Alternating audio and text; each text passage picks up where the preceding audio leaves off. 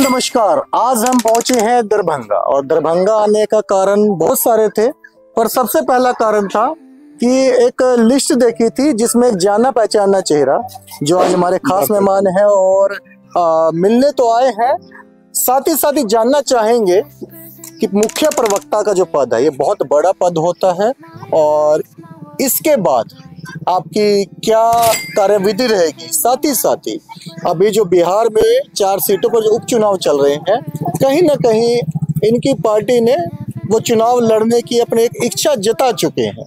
अब देखते हैं कि सुदर्शन जी की जो पार्टी है वो चुनाव में लोगों के बीच क्या रंगत ला पाएगी।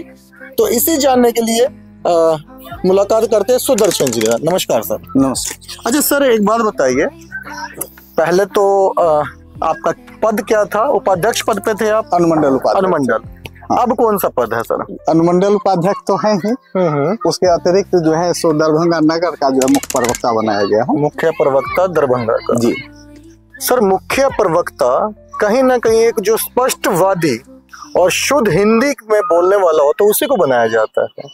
तो कहीं ना कहीं पार्टी ने आपको देखा होगा। वो पार्टी का निर्णय है, जो पार्टी समझती है, जिस तरीके की जवाबदेही और जिम्मेवारी देती है। हम लोग जो है सो जनसुराजी है और कुछ नहीं है, जो रोल देगी वो अदा करने के लिए हम। अच्छा, जनसुराजी है। अभी आपकी पार्टी उपचुनाव लड़ रही है जी। उपचुनाव जो हो रहा है इसमें आप जनसुराज को कहाँ देखते हैं? देखिए, जनसुराज जो है उपचुनाव जो लड़ रही है, अभी तो सिंबल भी हम लोग को नहीं मिला है। सिंबल भी जो है सो अभी पार्टी ये बना है 2 अक्टूबर को, सिंबल के लिए हम लोग अप्लाई किए हुए हैं, तो सिंबल आता है।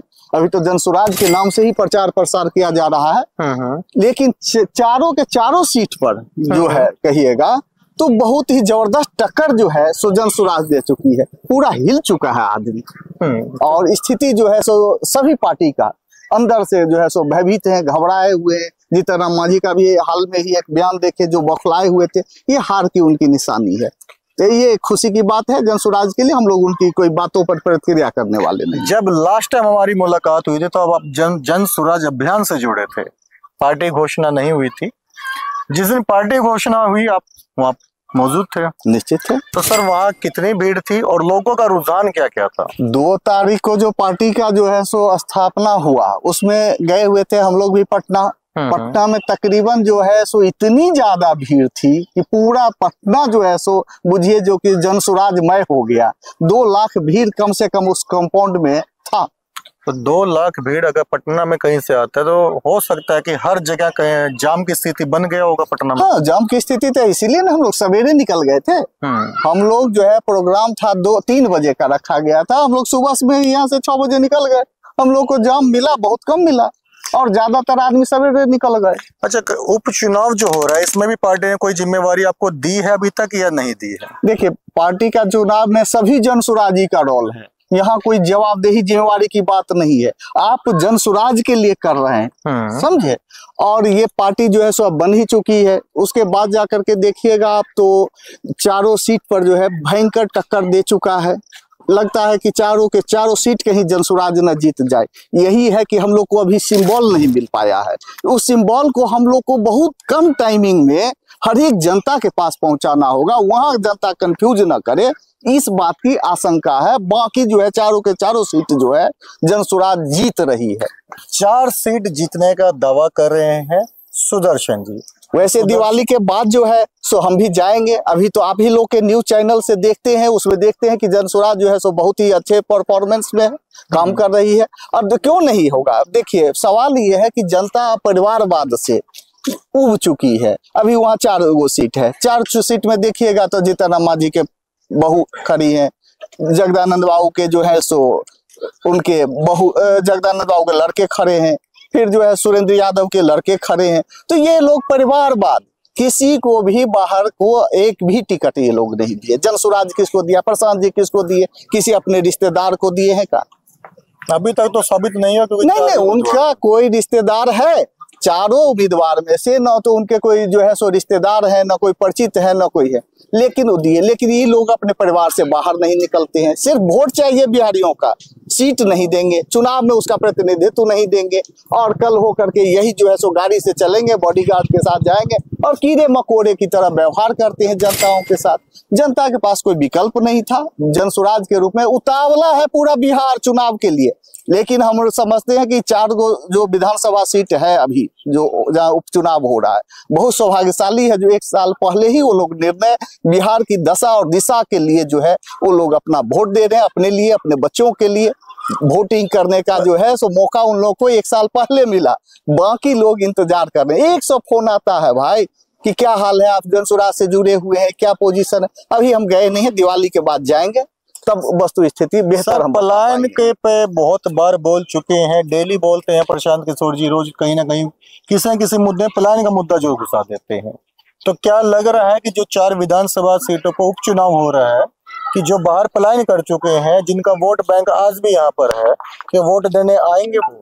देखिए अभी छठ का समय है, दिवाली छठ में सभी लोग बाहर आते हैं, लेकिन इस बार नहीं। अगले बार जो बोले हैं प्रशांत जी खुद ही भी बोले हैं कि अगर अगली बार अगर जो भी लोग आते हैं छठ दिवाली में, वो वापिस फिर बाहर मजदूरी करने के लिए नहीं जाएंगे, उनको यही रोजगार की व्यवस्था की जाएगी। ये विश्वास और भरोसा रखिए। प्रशांत किशोर के वोटरों के लिए सबसे बढ़िया बात है कि उपचुनाव भी दिवाली और छठ के बाद अंतराल के अंदर ही हो रहा है।